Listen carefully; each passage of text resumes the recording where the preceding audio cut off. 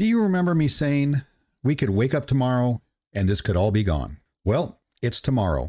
StableFund update incoming.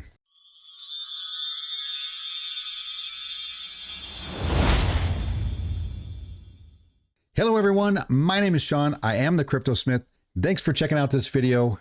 A very interesting video indeed. I'm sure everybody is freaking out right now, just like they were a week ago. Like we're running right back through this again. So now what has happened to StableFund? So let's go back a week. There were some fairly serious problems with the Matic contract for StableFund, right? A lot of people were having problems depositing, not withdrawing their money, but depositing back into the staking platform. And that was going on several days. It was a serious issue. The main dev couldn't inject Matic back into that, back into the contract. So they had to stop that particular staking platform, take it offline, move it to a V2, fix the issues, relaunch the V2, was going to be on the 26th, 2 days from now. Unfortunately, once they did that, you know, the financial wizards out there are all panic selling the other two contracts, the BUSD and the BNB. Michael warned everybody,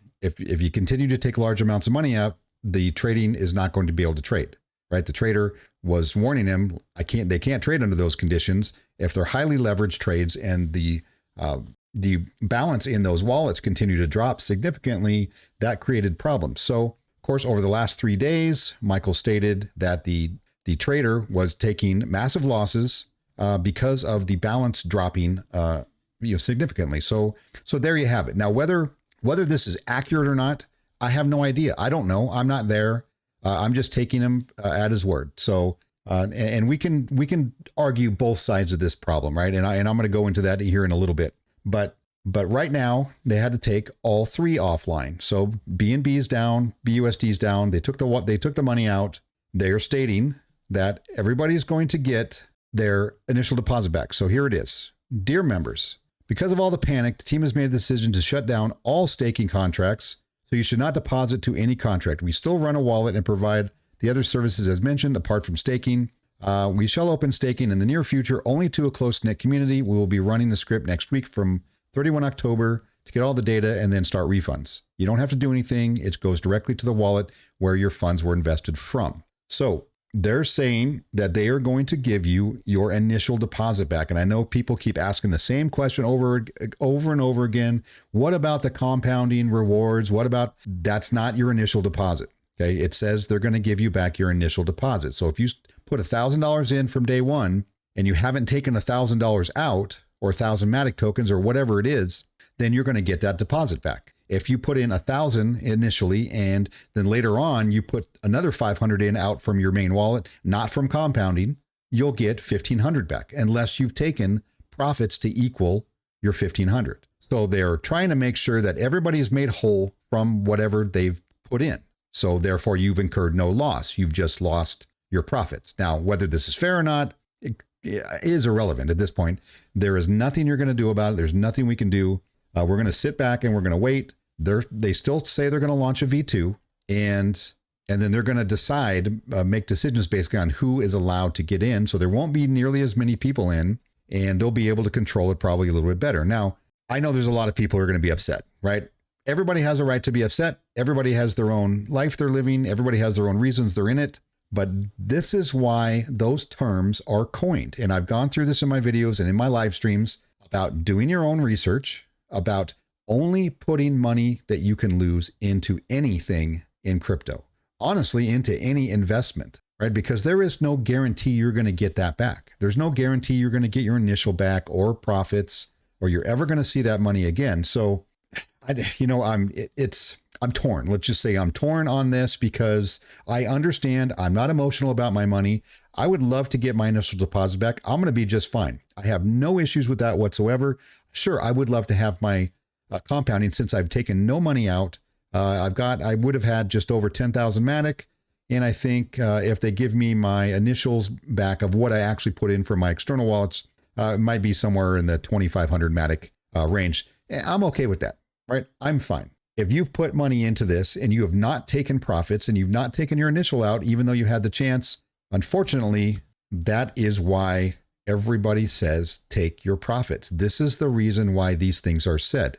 None of these projects, none of them, I don't care what it is, nothing in DeFi is going to last forever. It's going to end at some point for one reason or another. It's a technical glitch. It's a rug pull. It's a Ponzi.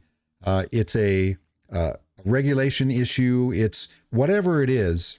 There are risks involved. And quite honestly, at the end of the day, it doesn't matter to me why it's gone, right? Where did the money go? Okay, I guess, if there's an issue and people want to, throw the legal issues out there, then somebody will figure it out. But I'm not going to figure it out. I'm not going to be able to collect the money. And you're probably not going to be able to do that as well. So we're going to have to sit back and wait and see what happens with getting our deposit back and then move on. If you want to throw it in another DeFi project, go right ahead. But again, you have the same issues. You have the same issue with every single DeFi project. None of them will last forever. Anything that's really involved in staking, that's offering you any kind of ROI. Yes, you can make money in there, but you have to know what you're doing and you have to be smart about it. Now, I've told everybody on every single video I've done on StableFund to not do what I was doing, right? What I was doing, I was just going to keep compounding until it was, a significant amount, take some out. Or I remember in the very beginning, I was going to go for a full year, but quickly decided that just wasn't going to work because it's just not smart. And I told everybody, do not do what I'm doing. So hopefully you weren't doing that. And I don't know what else to say. Now getting back to we can discuss both sides of this, right? One side's going to say, I told you it was a Ponzi, it was a scam from the very beginning. And this whole situation with the Matic contract was all planned. And then they knew people were going to panic sell. And so they were going to use that as an excuse. And this is all one big elaborate conspiracy. I don't know if that's true or not. I have no idea because I don't have any proof on either side. And just because they stopped the staking and they're going to give, let's assume they're going to give you your initial deposit back, doesn't prove it's a Ponzi and doesn't prove it was a scam, doesn't prove anything other than the project stopped for whatever reason that was. And I can look at it also on the other side and say, I knew there was a problem with the Matic contract because we saw it. That was a real thing. I don't think that was staged. They needed to, make sense. They needed to stop the contract, migrate to a V2, fix the issue, give everybody their money back, and then keep going. Now, did they anticipate that people were going to panic sell? I don't know. I mean, they probably should have anticipated that because most people are stupid. Most people are financially stupid and they scare easily and they're extremely emotional about their investments. And that's what gets you into trouble. I mean, blaming the community for the downfall of StableFund, I don't know. I don't know if that's the right move, but it is what it is. I mean, and that's basically what happened. The people who were going to stand strong and not panic sell and wait through it to see what happens on the other side, those people were going to get screwed because everybody who was panic selling was basically getting their money out, getting their profits and all of that. And there would have been no money left over to pay the initial deposits, at least for the people who decided to stay in it. So I do understand why they had to stop everything. For me, honestly, I think it was a smart move.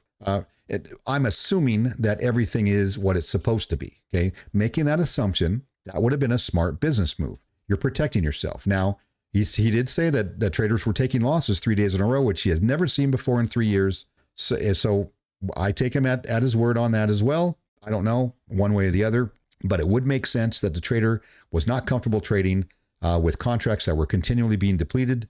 So it totally makes sense to me, right? And you can call me stupid, you can call me naive, you can call me a moron, you can do whatever. I don't really care. And you can leave me some nasty comments in the comment section of this video. Also, it doesn't bother me and say it was a Ponzi and I'm an idiot and all that. That's fine. That's fine. I'm just going to delete the comments anyway. So you can go ahead and waste your time. If you thought this was a Ponzi the entire time, I'm not even sure why you're watching the video, but thanks for the views. I do appreciate it. So I can see, I'm able to see both sides. I can see why somebody would call it a Ponzi and a scam, and this was all set up. And I can also see the other side, which there was a real business, there was a trader trading, and these things happened. Losses started to mount up, and in order to save at least the initial investment for everybody who's involved, then this is what happens, right? There's not really an argument to be had because we're not going to have that argument. If you think it's a Ponzi and you thought it was a Ponzi the whole time, nothing is going to convince you otherwise, right? If you're a believer in StableFund and you're here for the V2 and you want to be involved in the next one, because that's what Michael's saying, that there's going to be another one. The V2 is going to go on, but it's only going to be for a smaller group of people, right? I guess that will show us whether it's a Ponzi or not. If it's able to be done with a much smaller group of people and still able to handle whatever it is they want to pay out, then I guess that does prove something. That's basically where we're at.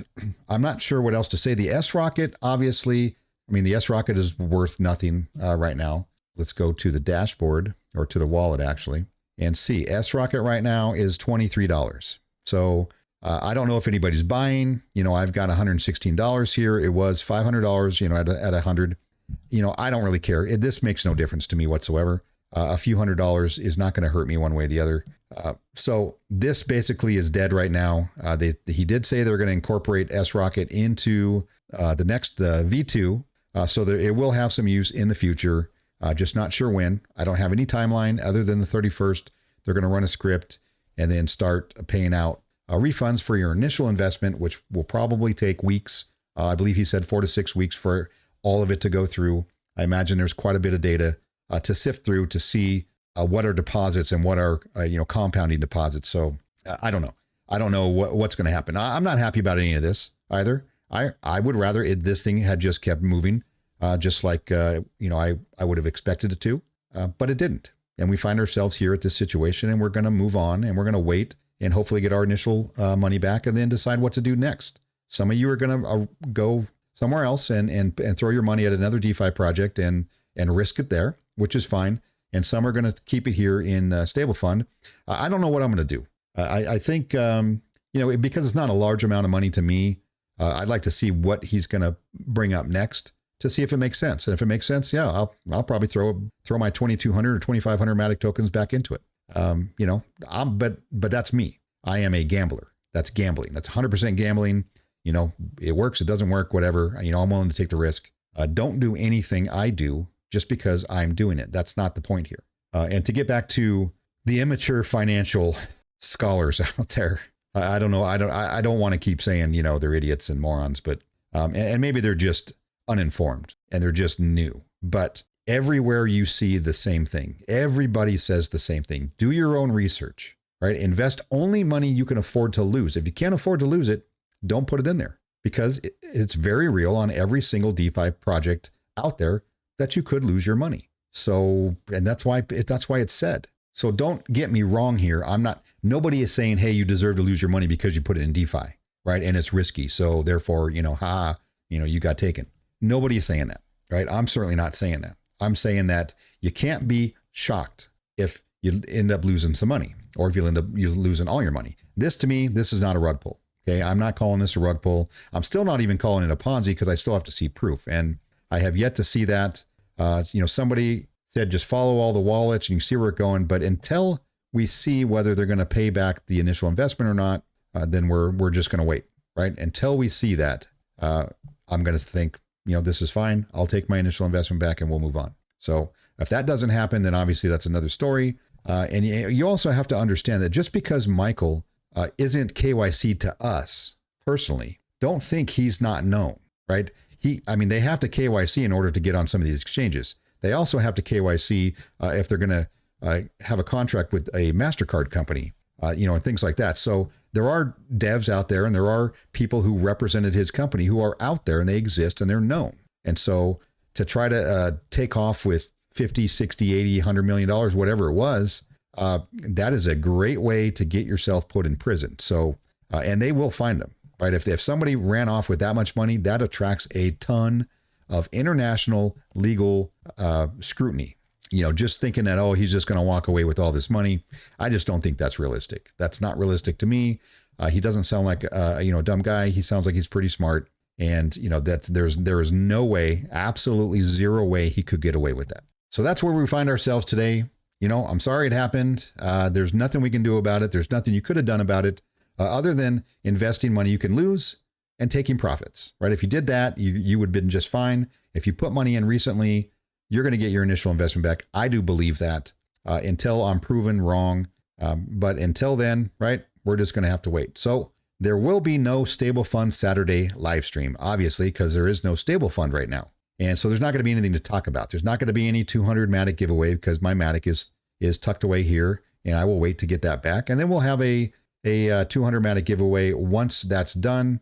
If it doesn't come back, then, you know, I'll figure out something else and we'll do something else with it. So that's it. I don't really have anything else for you. I'll probably do another video if they give another AMA. If there's more updates, I will keep you up to date.